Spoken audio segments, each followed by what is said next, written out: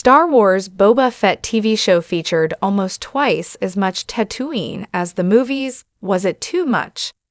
Tatooine has appeared many times in various Star Wars properties, but the Book of Boba Fett especially spent a significant amount of time there, nearly twice as long as all the movies combined. The desert homeworld of both Anakin and Luke Skywalker was expected to play a large role in Boba Fett's spin-off TV show, when the post-credits scene in The Mandalorian Season 2 finale saw Boba killing Jabba the Hutt's successor, Bib Fortuna, with Fennec Shan's help. This was certainly the case, as the series followed Boba's struggles with becoming Mos Espa's daimyo.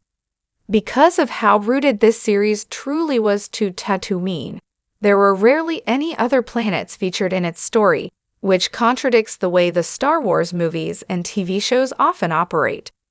Even in movies where Tatooine received most of its exposition, such as A New Hope in Star Wars, Episode I, The Phantom Menace, there are still plenty of other planets visited over the course of its story.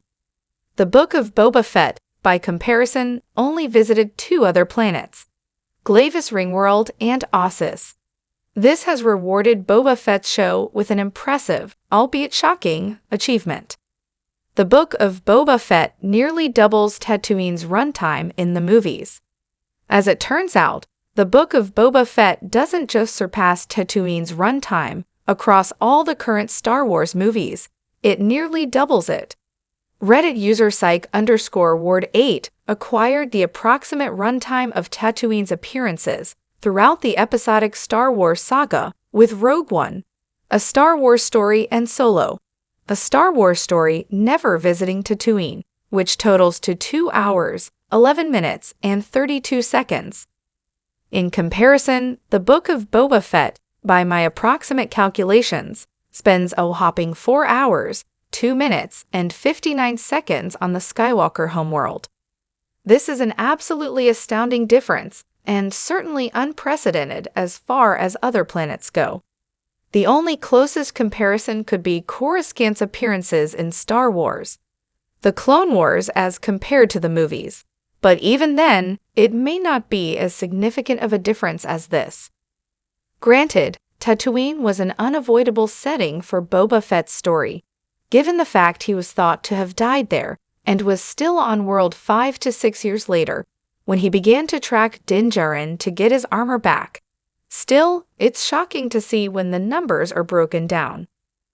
Boba Fett may have spent too much time on this familiar world. While Tatooine was an inevitable setting for this story, as stated above, it still may have spent too much time there. Boba Fett had no problem going from world to world with Din Djarin in The Mandalorian Season 2 to assist in his rescue of Grogu from Moff Gideon. It seems strange that he would not only go right back to Tatooine, where he had essentially been trapped for the last half a decade, but also that he would continue to stay there and never go elsewhere. It unfortunately had an impact on the story itself as well. The only time the show goes off-world is to follow Din Djarin, not Boba, as the latter never once leaves the planet.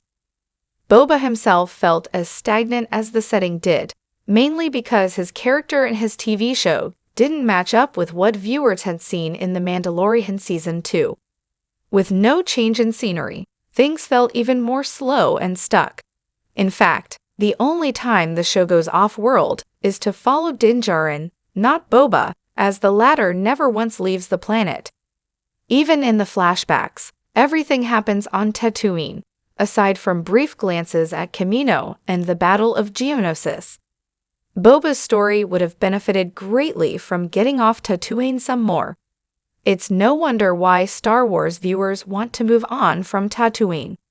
With the Star Wars movies spending roughly 10% of their total runtime on Tatooine, and the Book of Boba Fett spending double that amount of time there, it's really no wonder why Star Wars audiences want the franchise to move on from this desert world. At this point, there isn't much else of it to show, from Mos Eisley to Mos Espa, and even Mos Pelgo/Freetown. This planet's been discovered and rediscovered over and over again. This doesn't mean the planet should never be seen again, but clearly, other options ought to be explored and revisited first. There are plenty of other Star Wars worlds that the franchise can revisit should they wish to, and there are, of course, the unending possibilities of brand new planets in this massive galaxy far, far away. Most TV shows have utilized the latter, with some creating their own iconic homeworlds that can be compared to Tatooine, such as The Mandalorian's Navarro. The Star Wars sequel trilogy planets also tend to be entirely brand new, with rare exceptions. This is a trend that ought to continue, with the Book of Boba Fett acting as evidence of why revisits ought to be avoided.